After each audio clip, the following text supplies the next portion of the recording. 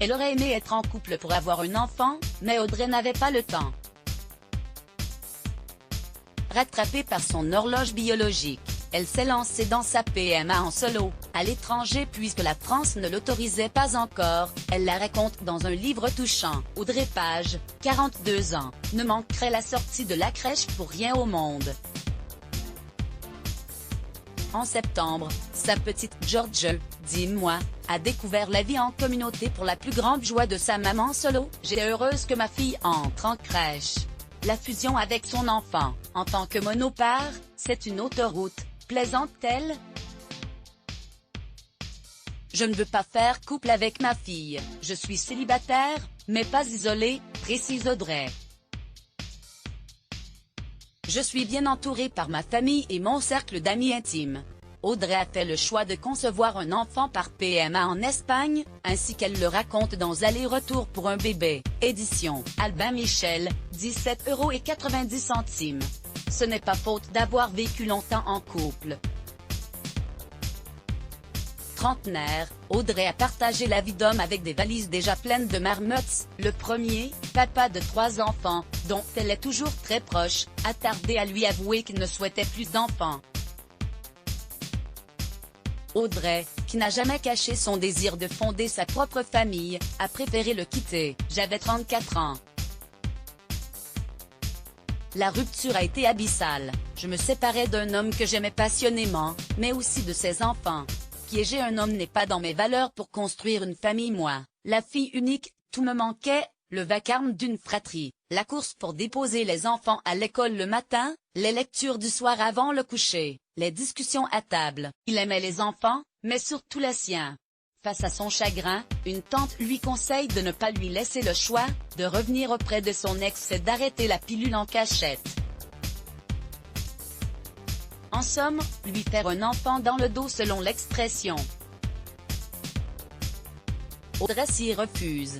Piéger un homme n'est pas dans mes valeurs pour construire une famille, ça aurait été une trahison pour lui et surtout pour cet enfant à naître. Je refuse de dire à mon enfant qu'il est le fruit d'un malentendu.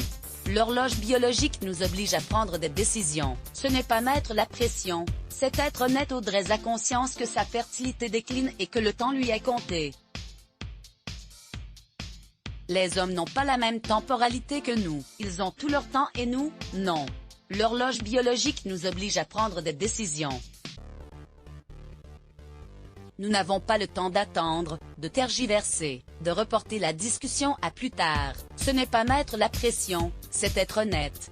Elle se documente de longs mois et décide, l'année suivante, d'aller en Espagne pour faire congeler ses ovocytes. À 35 ans, j'ai dû faire 2 vitrifications pour obtenir 12 ovules. J'ai alors réalisé que, si j'avais fait cette démarche avant 30 ans, j'en aurais eu entre 3 et 4 fois plus. Mais voilà, à 28 ans, les femmes ne pensent pas à préserver leur fertilité. Ça vaut pourtant le coup, ça allège subitement une énorme pression. Je me suis offert du temps et un peu de sérénité. Elle espère toujours faire un bébé à 2, mais le temps passe. Les hommes qu'elle rencontre sont déjà pères, et son désir d'enfant les fait fuir. Le parcours sera intense et coûteux, 30 000 €. 5 failles en 11 mois. Elle essuie la tête haute, mais le cœur ébranlé, des critiques archaïques et sexistes. Si tu n'avais pas été aussi ambitieuse, lui dit-on, mettant en cause son choix de carrière dans un groupe de luxe. La vraie violence quotidienne est là, dans ses préjugés, regrette Audrey. Les femmes hétéros qui n'ont pas d'enfants sont toujours coupables. Elles doivent accepter d'être punies et rester silencieuses.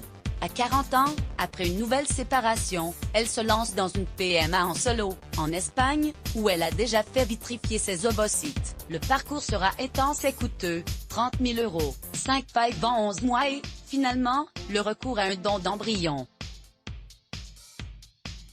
En France, la loi qui autorise la PMA aux célibataires a été votée le 31 juillet, mais n'a pas encore été promulguée. Georgia est née le 9 décembre 2019. Ma fille sait qu'elle est une enfant de l'amour. Inscrivez-vous à la newsletter de closermag.fr pour recevoir gratuitement les dernières actualités Let's Block ADS. Why?